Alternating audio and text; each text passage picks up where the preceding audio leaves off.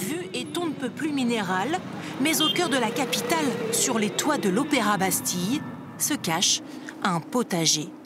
2500 mètres carrés où poussent en ce printemps fèves, fraises, pommes de terre ou encore une myriade d'aromates et de fleurs comestibles. Est-ce que ça pousse aussi bien qu'en pleine terre? Bah ouais, les carottes par exemple, parce que c'est vrai que ça pousse dans le sol. Et en fait, j'ai des carottes. Une carotte qui fait 30 cm, c'est déjà une belle carotte. Sur ce toit parisien, tout pousse, mais rien n'est simple. Seul accès au jardin, cet escalier. Pas de gros outils, le désherbage est manuel. Mais pour ce maraîcher des villes, l'effort est compensé. On est assez privilégié, puisque finalement on est un peu déconnecté de la ville et de son ambiance un peu bruyante parfois. 800 kilos de légumes et de fleurs récoltés chaque année, vendus à des épiceries et restaurants. Pas de quoi nourrir tout Paris, mais ce potager apporte aussi de la biodiversité en ville et un îlot de fraîcheur dans cet univers de bitume. Ça, on appelle ça de la menthe coque. Vous pouvez sentir un... Pour ces élèves en lycée horticole, venus découvrir l'agriculture urbaine, un horizon vient de s'ouvrir. C'est en plein cœur de Paris avec l'agriculture. C'est intéressant de voir que la nature, elle peut être partout. Alors, je ne pensais pas qu'on pouvait cultiver autant de choses sur si petits espaces et surtout avec autant de contraintes. En fait, il n'y a pas que à la campagne qu'on peut faire des beaux jardins et des belles choses. Une fois par semaine, les légumes sont vendus et livrés dans un restaurant situé à 7 minutes à pied de l'Opéra.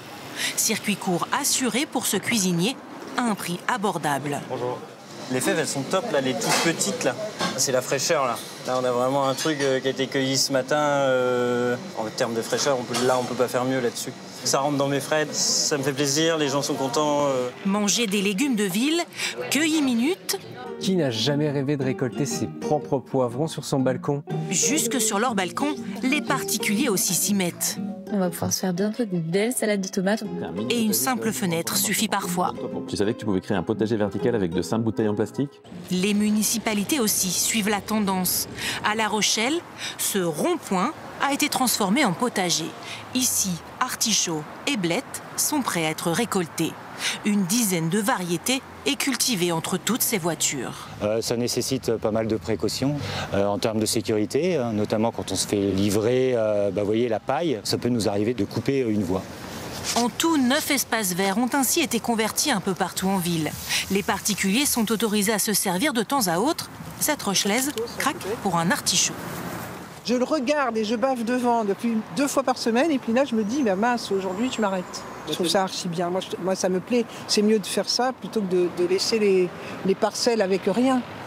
L'essentiel de la production, 1,5 tonnes l'an dernier, est reversé à des associations caritatives. Avec ces potagers, l'objectif de cet élu, montrer qu'en ville aussi, on peut produire sainement. Au départ, si vous voulez, c'était quand même assez pédagogique. Et maintenant, on a souvent des gens qui viennent. Les jardiniers discutent très souvent avec la population. Et ça permet comme ça de rapprocher finalement le producteur et le consommateur. À La Rochelle, ce projet était à l'origine une expérimentation. Ces potagers ont désormais trouvé leur place dans le paysage.